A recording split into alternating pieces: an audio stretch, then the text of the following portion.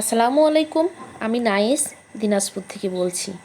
Nice lifestyle blog চ্যানেলে আপনাদের সবাইকে স্বাগতম জানাই। কাছে এবং দূরে যে যেখান থেকে আমার ভিডিওটি দেখছেন, আশা করি আল্লাহর রহমতে সবাই ভালো আছেন। আলহামদুলিল্লাহ আমরাও ভালো আছি। তবে আমার মেয়েটা নিয়ে একটু সমস্যা বলতে অনেক সমস্যার মধ্যেই আছি।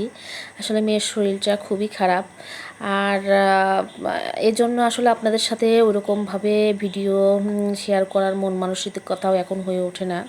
তো আমি এই তো আমার বারান্দা বাগানের গাছগুলো দেখিয়ে দিলাম। আর ওই যে পাশে সব বিল্ডিংয়ের কাজগুলো চলতেছে, এত পরিমাণ শব্দ আসলে কি বলবো, মনে হয় যে কান শেষ হয়ে যায় মাঝে মধ্যে। এই শব্দে প্রচণ্ড মাথা ব্যথা করে। আর এদিকেই তো বৃষ্টি হয়েছিল, বৃষ্টিতে পুরা পানিতে যে অবস্থা, সেটা আর বলার মতো অবস্থা নেই। মনে হচ্ছে যে ছোটোখাটো একটা পুকুর হয়ে গিয়েছে। তো আমার ছেলে কিন্তু সেদিন বলেছে যে আম্মু এইখানে তো পুকুর হয়ে গিয়েছে। তো যাই হোক, আমি বারান্দা থেকে এসে মোটামুটি সকালের নাস্তাও বানিয়ে আমরা অফ ক্যামেরাতে খেয়ে নিয়েছি।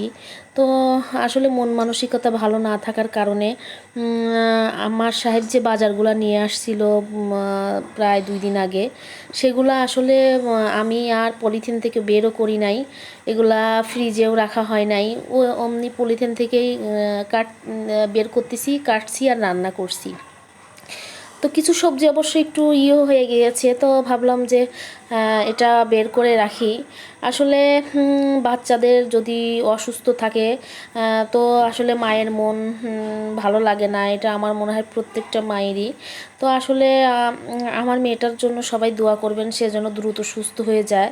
তার অবশ্য পরীক্ষা চলতেছে, সে পরীক্ষা স্কুলে অ্যাটেন্ড করছে কিন্তু পরীক্ষা দিতে পারে নাই অসুস্থতার কারণে। সে স্কুলে গিয়ে শুয়েছিল। আসলে তার শরীরটা ভালো নেই এজন্যই। তবে হ্যাঁ, আসলে বাচ্চাদের শরীর খারাপ থাকলে আসলে প্রত্যেকটা মা বাবারই আসলে খুব খারাপ লাগে, এটাই স্বাভাবিক। তবে তার জন্য টিচাররাও অবশ্য মানে করছে যে ওকে যেন ও যেন তাড়াতাড়ি সুস্থ হয়ে যায়। আর এই তো ছিল টেবিল, আসলে এটা একটা কাঠের টেবিল। এই টেবিলটা আমার ছেলের জন্য বানিয়ে নিয়ে এসেছি। তার বোনের টেবিল দেখে সে খুবই মানে কষ্ট পায় যে তার টেবিল নেই কেন। তো টেবিলটা অবশ্য আমি প্রায় 5-6 দিন আগে বানিয়ে বাসায় নিয়ে এসেছি, কিন্তু ওই যে মন মানসিকতা ভালো না থাকার কারণে আমি আর আপনাদের সাথে শেয়ার করি নাই। আর এখন এই তো আমি মেয়েকে নিয়ে ড্রেসিংয়ে যাচ্ছি। যাওয়ার পথে দেখলাম খুব সুন্দর ফুল, তো আমি ভাবলাম যে একটু ক্যামেরা বন্দি করে নেই। আসলে ফুলগুলা খুবই সুন্দর দেখাচ্ছে, যদিও ওই রকম কোনো আহামরি কোনো ফুল না, কিন্তু কালারটা এত সুন্দর, মাশাআল্লাহ অনেক পছন্দ। তো যাই হোক, আমি এইখানে চলে এসেছি, তো আমার মেয়ের ড্রেসিং করতেছে। তো আমি তার কাছে যেতে ভয় পাচ্ছি। আমি অবশ্য তার যখন ড্রেসিং করার সময় এটা দেখেছি, আমার খুবই কষ্ট হয়েছে। তো আমি তার পায়ের কাছে বসেছিলাম। আর এই তো আমি মেয়েকে অবশ্য নিয়েও চলে এসেছি বাসায়। নিয়ে এসে আবার দুপুরে রান্না করতে হবে। তো মোটামুটি অফ ক্যামেরাতে আমি কাজ মানে কাটাকাটিগুলা করে নিয়েছি। দেখা যায় যে আসলে ক্যামেরা অন রেখে কাজ করতে গেলে অনেকটা সময়ের প্রয়োজন, আর ওইভাবে সময় আসলে হয়ে ওঠে না। তবে আমার ভিডিওটির সাথে যারা এখনও আছেন, যদি আপনাদের কোথাও কোনো অংশে আমার ভিডিওটি ভালো লেগে থাকে, তাহলে প্লিজ একটা লাইক দিবেন, কমেন্ট করবেন এবং সেই সাথে আমার চ্যানেলটি সাবস্ক্রাইব করে রাখবেন। আর এই তো আমি করল্লাগুলো সুন্দরভাবে লবণ দিয়ে একটু একটু হাত দিয়ে ডলে নিচ্ছি, যেন তিতা ভাবটা বের হয়ে যায়। অনেকে অবশ্য এইভাবে রান্না করেন, কিন্তু আসলে আমি সবসময় তিতাটা বের করেই রান্না করি। আর এদিকে আমার করল্লা ভাজিটাও হয়ে গিয়েছে। আমি এখন রান্না করব সজনে ডাঁটা। সজনে ডাঁটা আসলে গ্রাম বাংলায় খুবই জনপ্রিয় একটা খাবার। এখন আসলে যে জিনিসগুলো আমরা ছোটোবেলায় খেতে যেতাম না, সেগুলা এখন শহরে আসলে অনেক দাম। আর এই সজনে ডাঁটাটা অবশ্য আমার কেনা না, এটা আমার সাহেবের অফিস থেকে দিয়েছে। এটা শুধু আমাদের না, প্রত্যেকটা ফ্যামিলি ম্যানকেই দিয়েছে।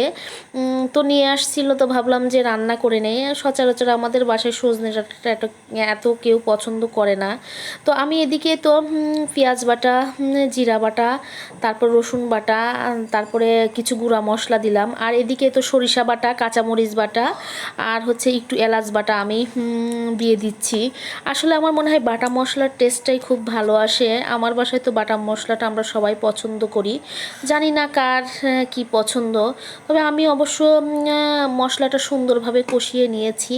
পুরো মশলা কষানোটা অবশ্য আপনাদের সাথে শেয়ার করি নাই, কারণ অনেকটা সময় লেগে যাবে।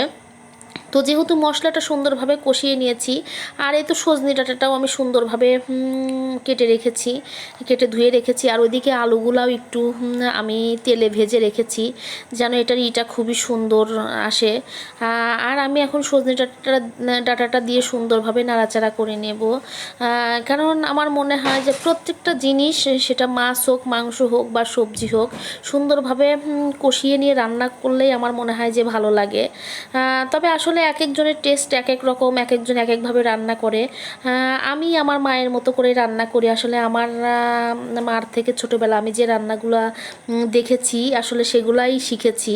প্রত্যেকটা মা সন্তানই আসলে তার মাকেই ফলো করে, তো আসলে আমিও এর ব্যতিক্রম না। তো যাই হোক, আমার এদিকে প্রায় রান্নাটা হয়ে গিয়েছে। এদিকে মোটামুটি অনেক দেরিও হয়ে গিয়েছে, সবাই খাওয়ার জন্য অস্থির হয়ে গিয়েছে। আর এদিকে তো আমি দিচ্ছি পেঁয়াজ বেরেস্তা আর হচ্ছে জিরার গুঁড়াটা। আর আসলে এটা আমরা বড় মাছে বা দেখা যায় যে অনেক কিছুতেই দিয়ে থাকি, এটার জন্য আমার মনে হয় টেস্টটা ভালো আসে। আর এই তো ফাইনালি আমার রান্নাটা হয়ে গিয়েছে, কালারটাও মাশাল্লাহ, যেহেতু কাঁচামরিচের তরকারি। আর এদিকে শশাও কেটে নিয়েছি। এখন আমি অবশ্য আমার মেয়েকে গোসল করিয়ে দেব। তার অবস্থা যেহেতু এরকম, সে একা একা গোসল করতে পারে না, আর সে বাথরুমে ঢুকেছে, তা আমি তাকে একটু ভিডিও করে নিলাম। আর তার জামার ডিজাইনটা মাশাল্লাহ, কেউ যদি বানান তো দেখে নিতে পারেন ডিজাইনটা। তবে আজকের মতো আমি আমার ভিডিওটি এখানেই শেষ করছি। প্লিজ কেউ কিছু মনে করবেন না, আমার অনেক ভয়েস দেওয়ার সময় অনেক আশেপাশে থেকে শব্দ হচ্ছে। আল্লাহ হাফেজ, আসসালামু আলাইকুম।